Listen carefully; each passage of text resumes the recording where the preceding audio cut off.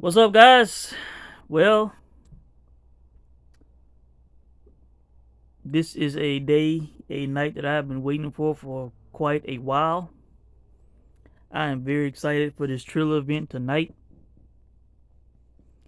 featuring Evander Holyfield and Vitor Belfort, Anderson Silva and Tito Ortiz, and David Haye versus Joe Fournier. Now, you know, when this David Haye Joe Fournier fight was announced, I could not wait to see the odds for this fight because in my eyes, David Hayes finished. We know what happened in the last two 20 billion fights. He got hurt, he got knocked down multiple times, and stopped in both fights. All right, and that was in 2017 and 2018. His body was breaking down. This is 2021. The guy's been out of the ring for what, almost 3.5 years at this point. All right. Now, I figured that he probably would be a big favorite, and of course he is. When I first saw odds for this fight, David Haye was a minus 2,000 favorite. Joe Fournier was a plus 900 underdog. All right. As I do this video on Bovada.lv, David Haye is now a minus 1,200 favorite, and Joe Fournier is a plus 600 underdog. So some money has come in on Fournier, but still, you can get sizable odds on him, or just on the money line at plus 600. All right. Now, do I know a lot about Joe Fournier? No. I didn't know who he was before he fought Raycon, I think that's the guy's name, on the Jake Paul Ben Askren undercard. All right. Um, so I don't know a ton about Fournier. When I looked at his box record, I saw that he fought numerous guys that I think didn't even have wins, but they had pro experience. They had numerous fights, you know. And I think the guy's what 9-0 or 10-0. Yeah, I think he's won all of his fights by knockout. All right. Now again, I don't know a lot about the guy. I have not seen any footage on the guy outside of what he did against Raycon, but I could tell that it was a pro against an amateur. That it was a guy who knew how to fight, who knew how to use his hands, against a guy who did not know how to fight and did not know how to use his hands. All right, and he wasn't even really being super serious in that fight.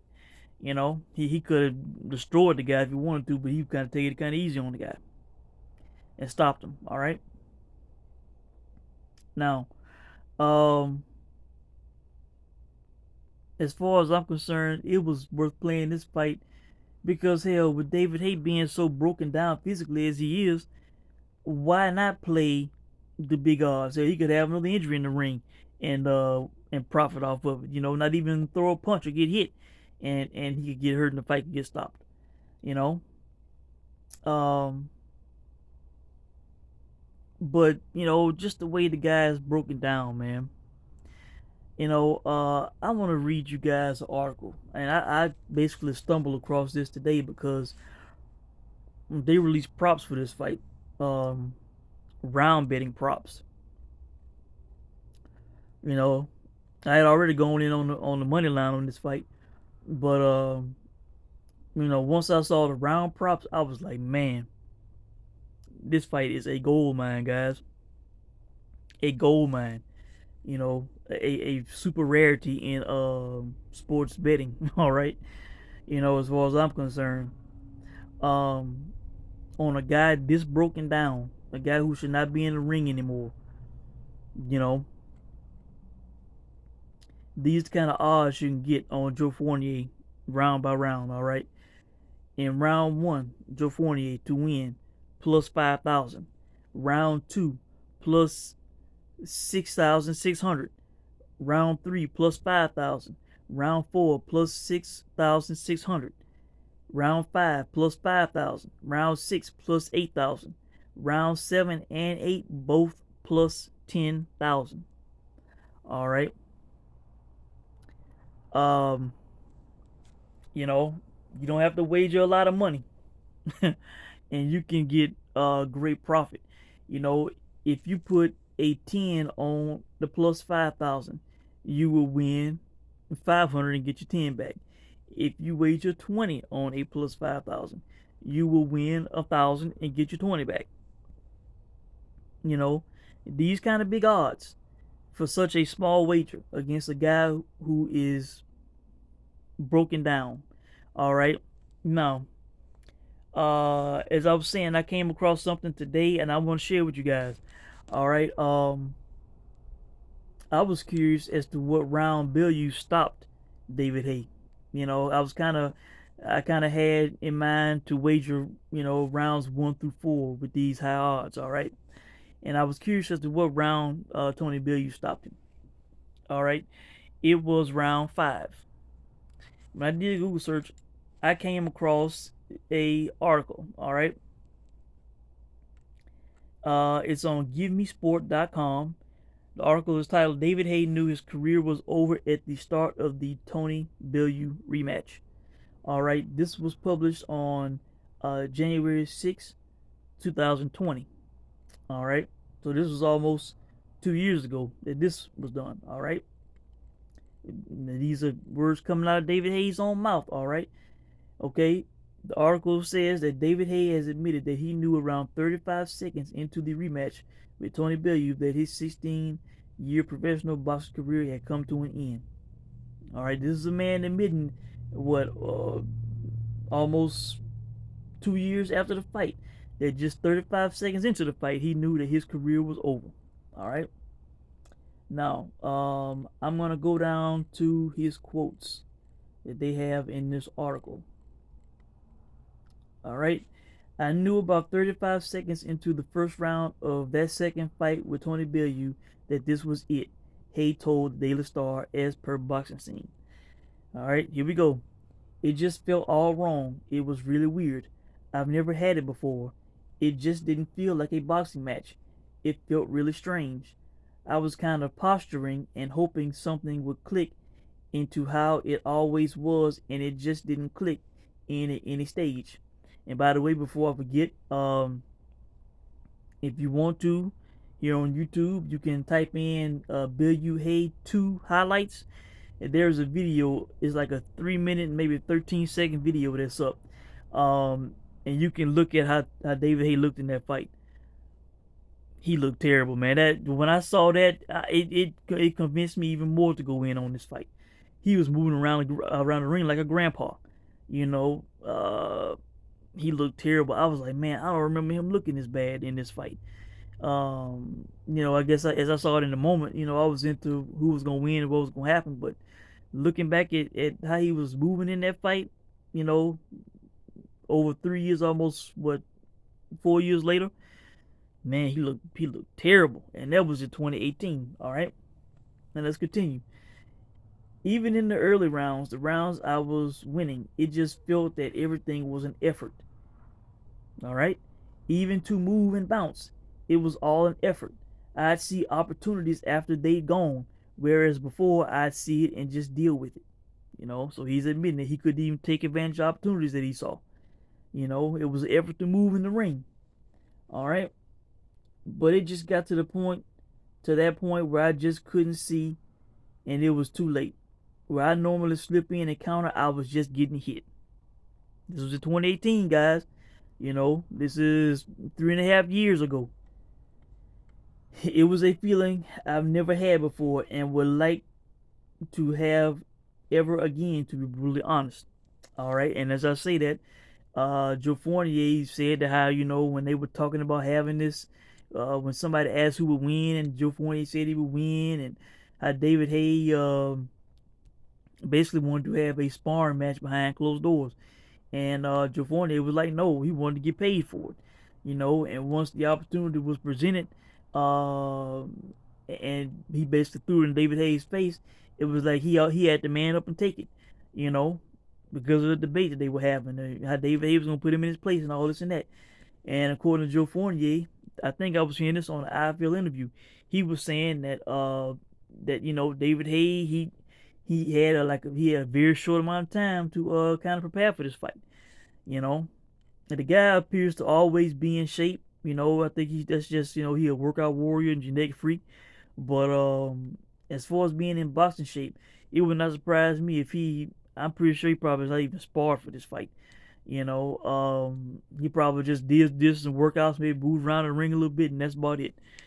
You know, just gonna show up to collect a check and probably think that he can easily knock out Joe Fournier. And I think that Fournier is taking the fight more serious. At the press conference, he said expect the first round knockout. David Haye was talking about the first round, second round, then by the time he's the third round, he's gonna be in trouble and this that, and the other. But Joe Fournier was like, it's not going that far. So I think Fournier is taking this fight more serious than David Haye. All right. Um, this is more quotes from David Haye. I'm glad it ended as conclusively as it did, so it doesn't leave me with any thoughts that maybe one day I can do a little bit better. If it wasn't for my Achilles, then I could have done it. I knew that was it. I can remember the feeling of that's it. You've pushed it as far as it's humanly possible to push it. You've given it a good go. You've given yourself the best chance. You're as healthy as you've ever been. You're as strong. You're as fit. But it's not about strength or fitness. It's about how much fight your body can fight. And once that flames out, it's out for good. All right. This is the truth coming from a guy in 2020. And in a fight in September of 2021, he is currently a minus 1200 favorite to win a fight. He shouldn't even be a favorite to win in any fight unless he's fighting Ray Khan or something like that. Then I would understand these odds. But from what I saw, Joe Fournier appears to be a guy who knows how to handle himself with his hands. They said that him and David have sparred in the past. So and he is 3 years younger. David Haye is about to be 41 years old. Um, you know, at plus 600 on the money line, and with all the big odds for him to win in any round. You know, it's a gold mine in my opinion, guys. I'm not even calling this a value play. I'm fully expecting Joe Fournier to win this fight by stoppage. I have played the first 4 rounds, round by round. If it goes past that, I think I'll be a little surprised, but I'm expecting one of these guys to get stopped. Yes, David Haye could land on Fournier, but I just see him as being old, slow, and broken down, man. Um, and I think Fournier will win this fight. All right. Um, Now on to the other fights, really quick. Um, I decided to put a small wager on Tito Ortiz to win by knockout. At first, I'm expecting Anderson Silva to win this fight. Don't get me wrong. I am expecting Anderson Silva to win this fight. But um, as I thought about it, with the big odds, um, Tito was saying that he was, going to basically come forward, with pressure. He really not a boxer. He don't, that's not his forte. And as I thought about it, I was like, with these big odds, Anderson Silva is old. He's not in his prime anymore. Yes, he did beat Chavez Jr. You know, but was Chavez really trying that fight? Did he have a big effort? Anderson Silva's chin is not what it once was. He when he gets hit, he gets rocked now. And Tito Ortiz did knock out, finally got a win over Chuck Liddell when he fought him in their last fight. All right.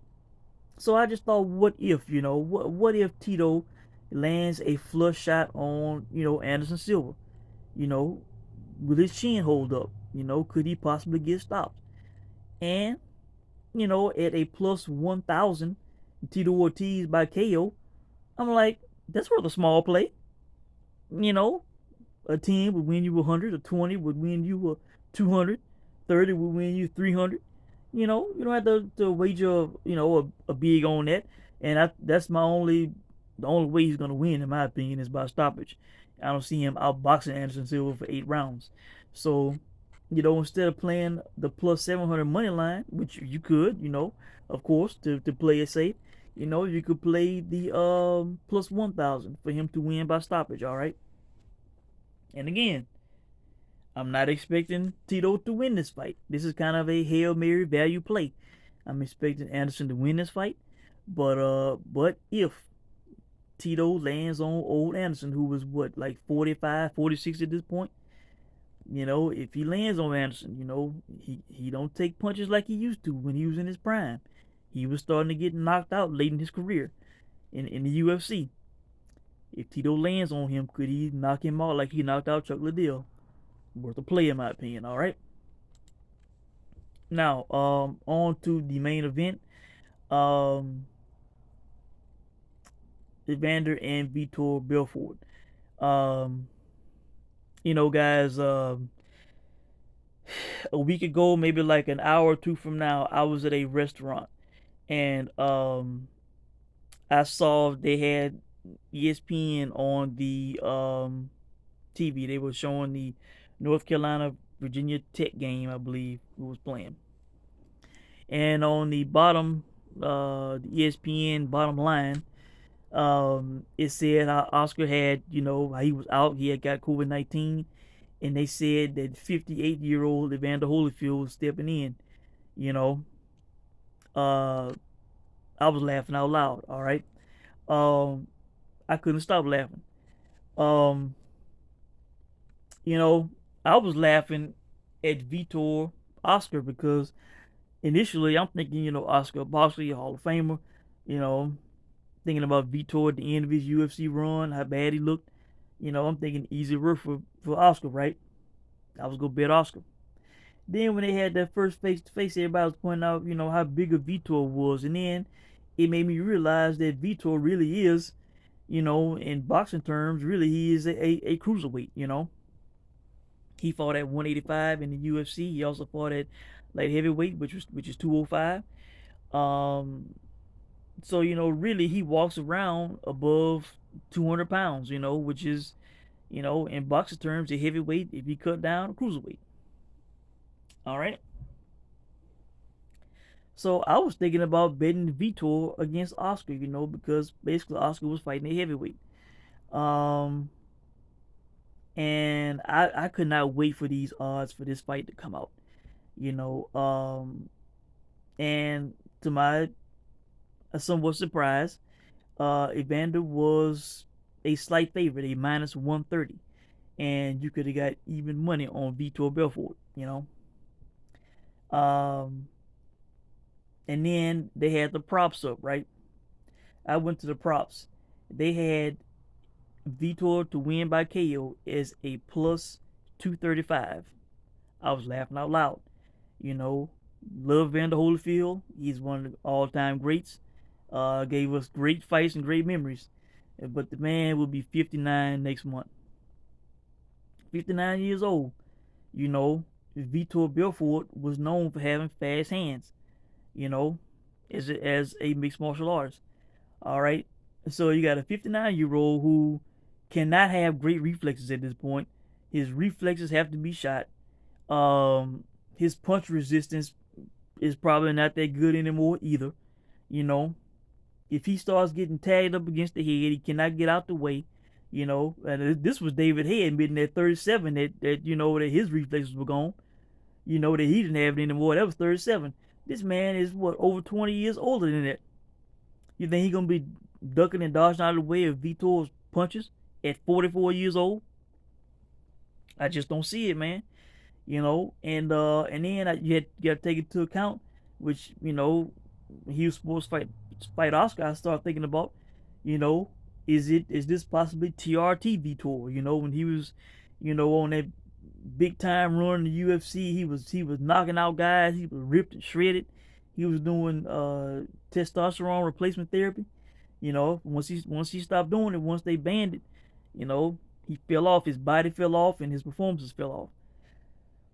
I was seeing him in interviews looking all jacked up in the arms. I was like, man, I'm pretty sure the TRT. He ain't banned from doing it. And sure enough, at the weigh-in, he looked great. All right. So, Evander is fighting a 44-year-old guy, a guy who is 15 years younger, who is most likely on TRT, you know, you know, testosterone replacement therapy, the way he can get in shape better and feel better, faster, stronger, all that, you know. Evander 59. I'm assuming his reflexes are gone, his punch resistance is not there, you know. And Vitor was the underdog. As I do this video, Vitor Belfort is now a minus 225 favorite to a plus 170 Evander Holyfield underdog. You know, this turned upside down on the odds makers, man. This completely turned upside down. They are struggling in making the odds for these, you know, boxing MMA fights, these boxer YouTuber fights, you know, these kind of fights. You can get some great value and great odds if you get in on them at the right time. You know, now at this point, Vitor is favored to get a stoppage. Let me go to the props. All right. Let's see. The